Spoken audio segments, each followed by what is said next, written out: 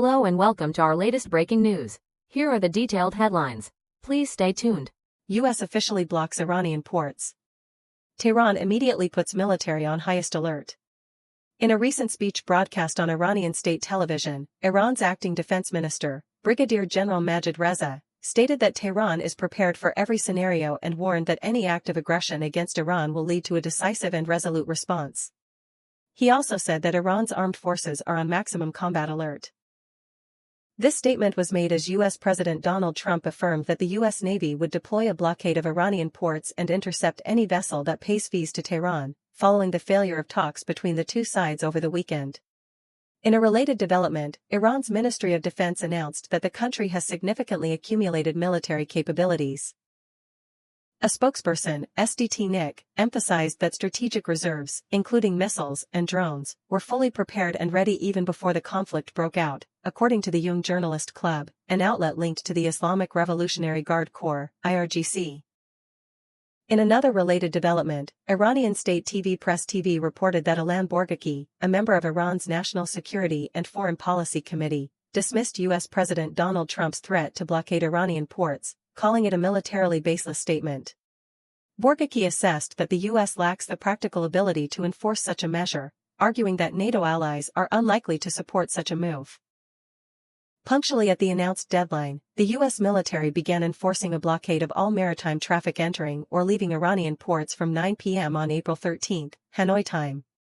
Observers suggest the U.S. blockade strategy aims to exert economic pressure to force Tehran to concede, something weeks of airstrikes failed to achieve.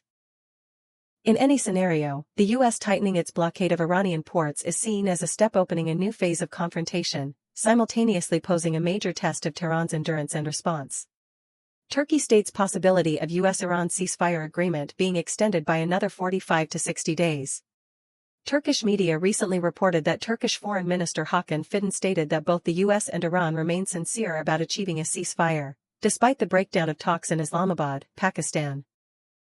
However, Fidan warned that if the nuclear issue, particularly uranium enrichment, becomes an all-or-nothing option, a serious obstacle could emerge, and intermediary parties would be needed to help overcome it. In a statement to Turkey's Anadolu news agency, Fidan said Ankara has maintained communication with all parties during the recent talks in Islamabad. Fidan stated, "We contacted the negotiating parties all day yesterday to see what we could contribute and where the situation was stuck. The U.S. has made its position clearer, and the deadlock lies in the nuclear issue." Fidan explicitly named Israel as a hindering factor in the negotiations, revealing that Ankara continuously conveys this to the U.S. and other parties. Turkey's top diplomat assessed, "I think the Iranian side, in particular, will evaluate the proposal put forward by the U.S. and will give a response." The Turkish foreign minister suggested that the initial 15-day ceasefire period is likely too short to complete the entire negotiation program. Fidan said, "Looking at the topics being negotiated, it might technically be impossible to finalize them into a signed document within 15 days. If the parties make good progress, an additional ceasefire extension of 45 or 60 days could be drafted to allow talks to continue." Subsequently, the Turkish foreign minister pointed out an issue that could completely derail the agreement. Fidan stated, "If the nuclear issue becomes an all-or-nothing situation, especially regarding uranium enrichment, I think we could face a serious impediment. God willing, we will try to overcome this with the support of some intermediary parties and other countries." Britain refuses to join the U.S. plan to blockade the Strait of Hormuz. After the U.S.-Iran talks collapsed, President Trump surprised many by immediately announcing a blockade of the Strait of Hormuz, the world's strategic energy transport route. This move immediately plunged the market into turmoil as oil prices spiked and the risk of supply disruptions became evident. However, a spokesperson for the British government added that the UK would not participate in the US-led blockade plan and affirmed that imposing fees for passage through this waterway is unacceptable. Sky News quoted the British government spokesperson as saying, "We continue to support freedom of navigation, and keeping the Strait of Hormuz open is absolutely essential to support the global economy and reduce living costs at home.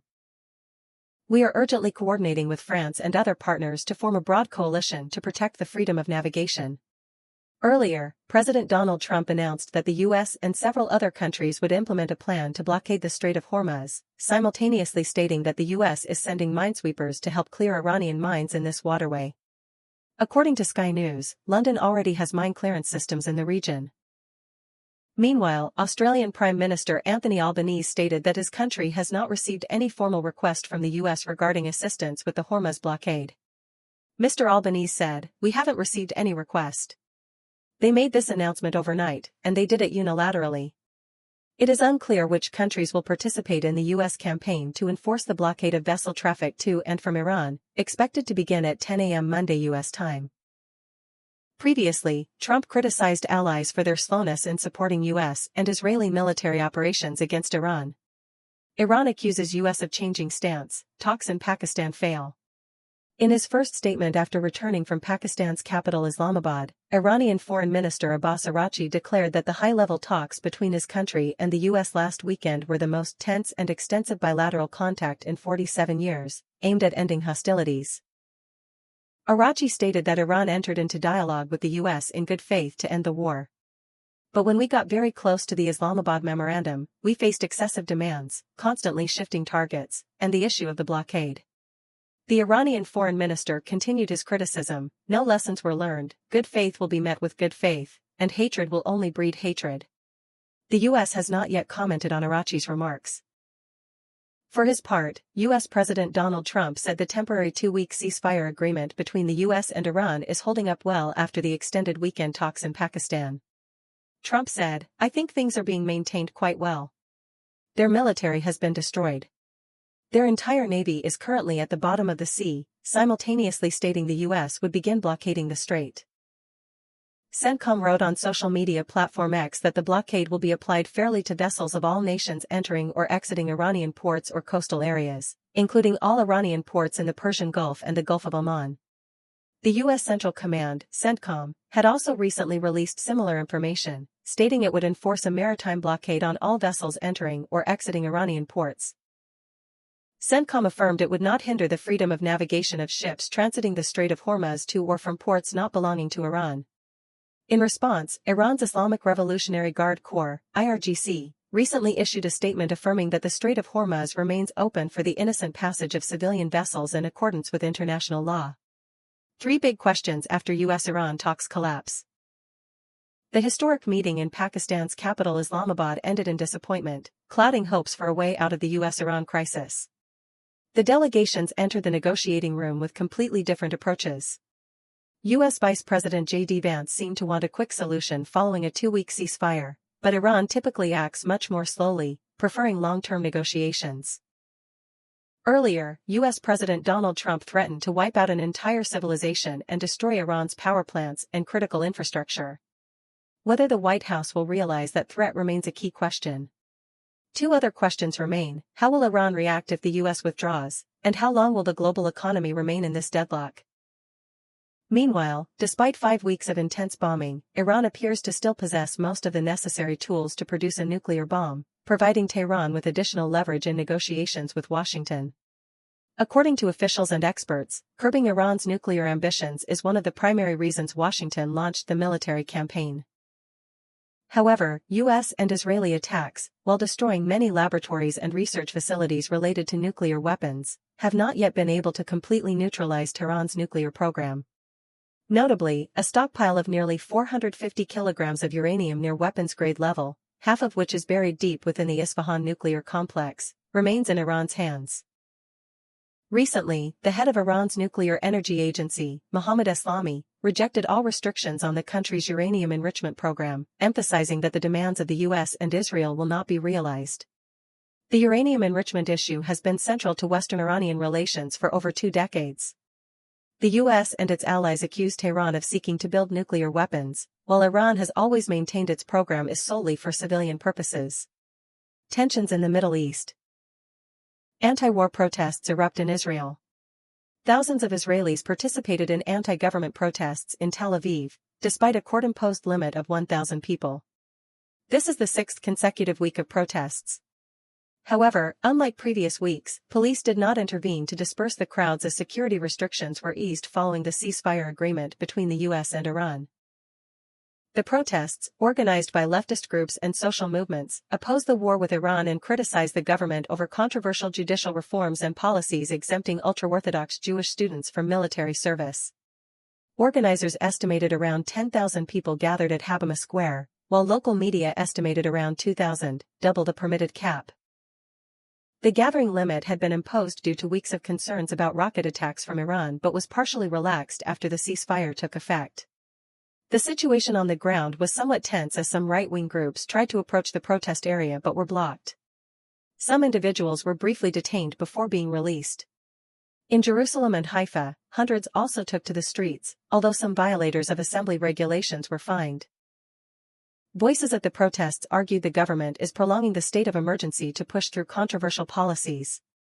Meanwhile, some opposition leaders called for building an alternative political solution, emphasizing peace as a strategic choice rather than continued confrontation. These protests clearly reflect increasing political pressure in Israel as security temporarily calms but internal instability remains unresolved, especially as conflict with Hezbollah forces in the north continues.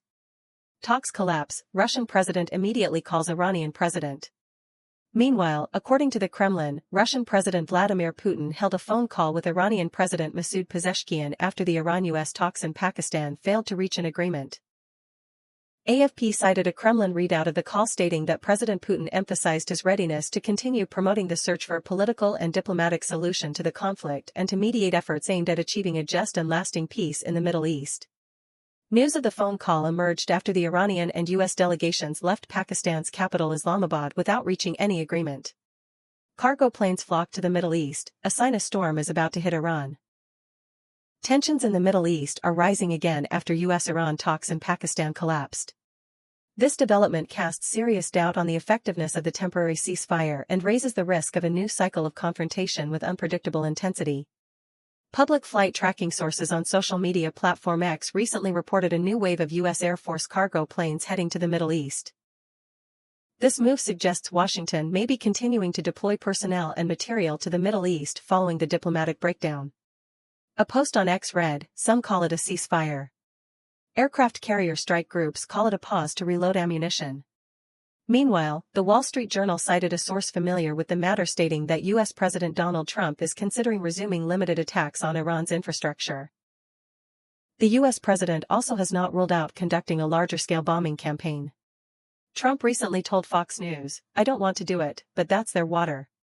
The desalination plants, the power plants, things that are very vulnerable. We've essentially leveled their country. The only thing left is their water. And if we attack that, it will have very devastating consequences." Trump also stated that Iran still has some missile factories. He said, "We know every single factory." A White House spokesperson declined to reveal specific plans, stating the president is keeping all options on the table and called reports on his next step speculative.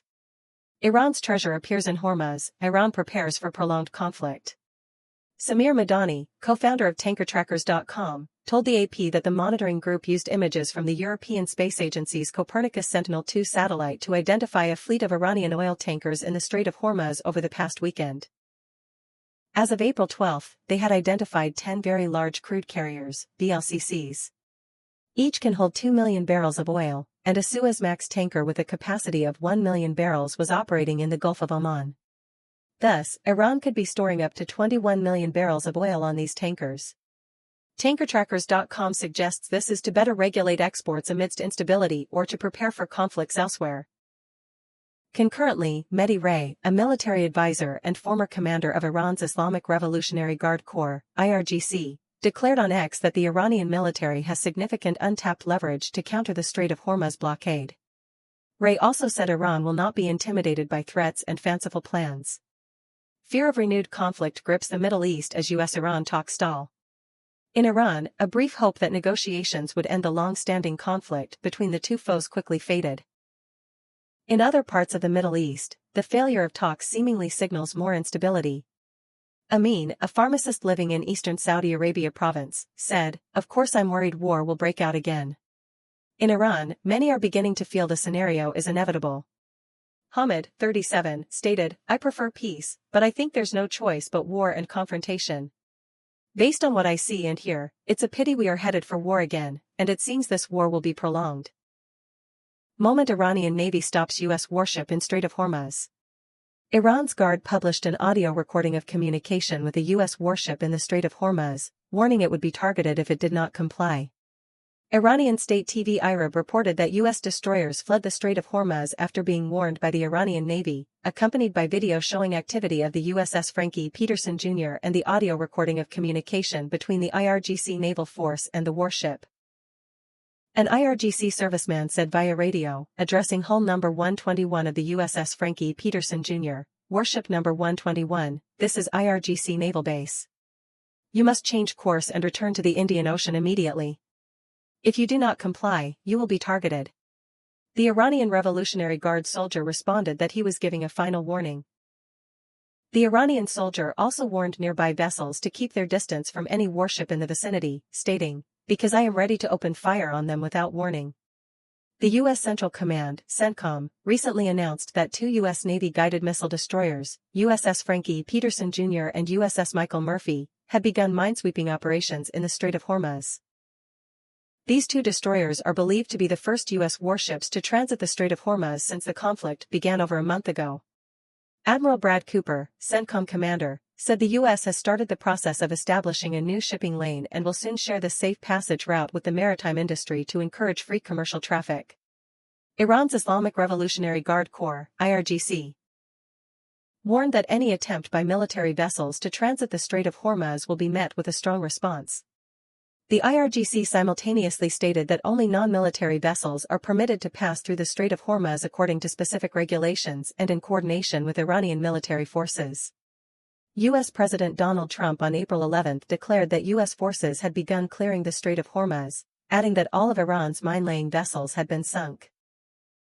President Trump ordered the U.S. Navy to immediately blockade the Strait of Hormuz.